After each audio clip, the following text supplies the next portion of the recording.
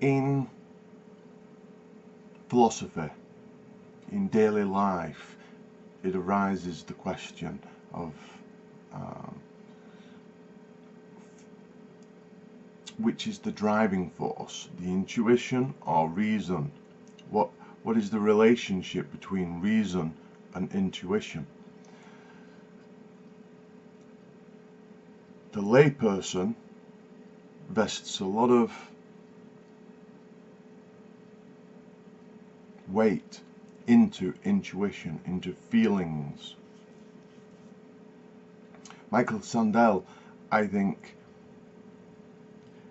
in his philosophy course, Justice, What is the Right Thing to Do, taints the course with the feeling of its purpose is to answer the intuition, to be answerable to the intuition.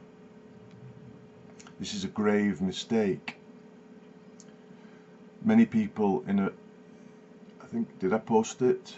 Yeah, I posted it in a clip. I think it's on my other channel. But a recent talk I saw, I think it was a TED talk maybe, and the guy says, hands up who thinks you can think too much. This is a common misconception. And he says, no, you can never think too much. You can only think poorly.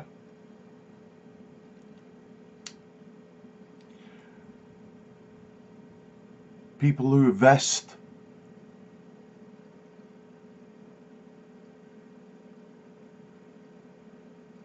who rely, who believe in feelings and intuition are usually ignorant of the fallacies. All the fallacies occur because of the ease of fooling the intuition, the ease in which intuition runs awry. All the fallacies, all the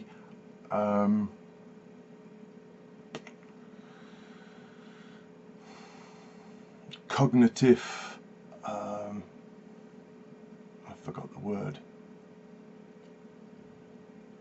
the words.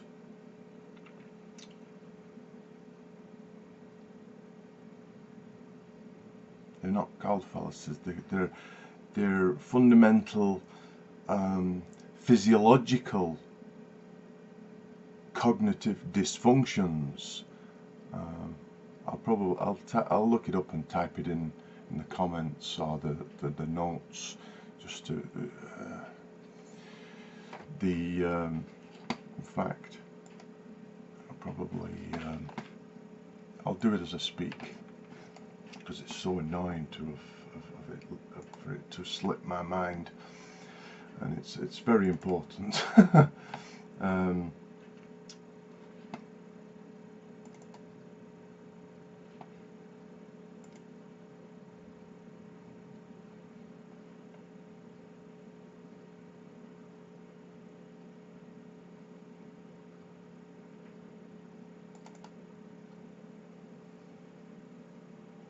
Biases, yeah, your confirmation biases, the cognitive biases.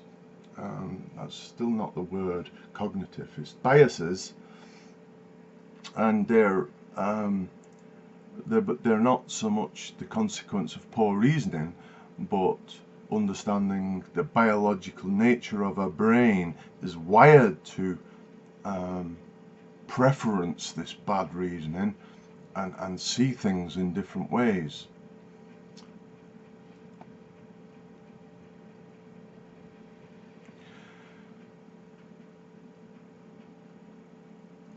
And the reason for this video is two recent examples.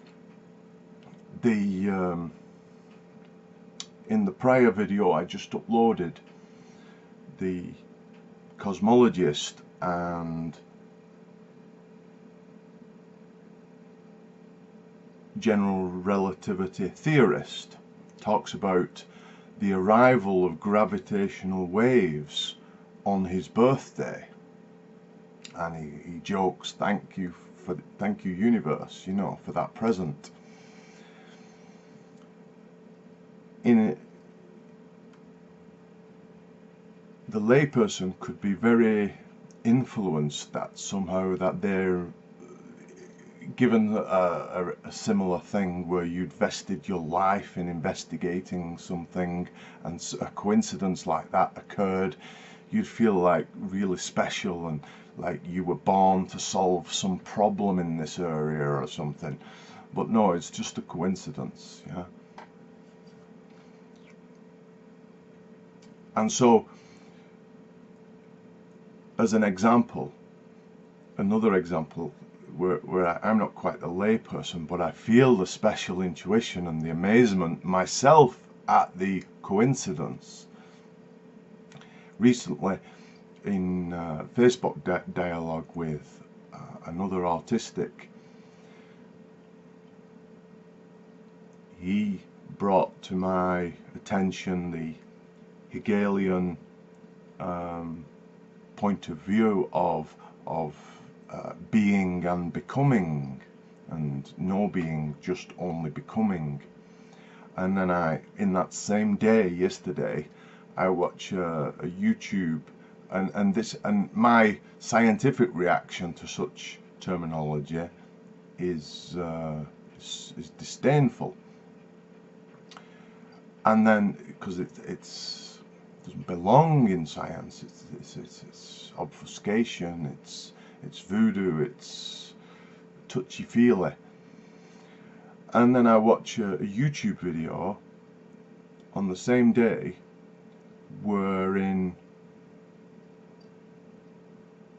the physicists have held a convention and they're discussing, and physicists have interacted with philosophers, and the physicists are all recounting, oh, what a good time we had with the philosophers, and they're all many of the physicists now are speaking in terms of being and becoming, and it's almost a theme in the video. It's a terrible video. I couldn't finish it.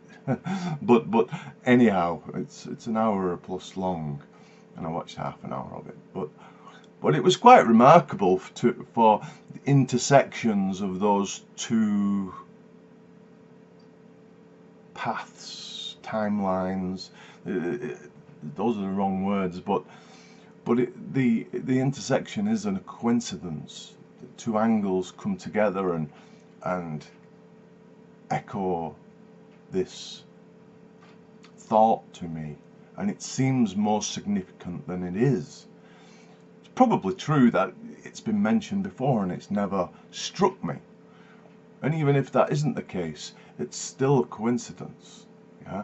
And there's no weight to be placed there on the basis of that coincidence, but the basic human intuition is to see weight in coincidences.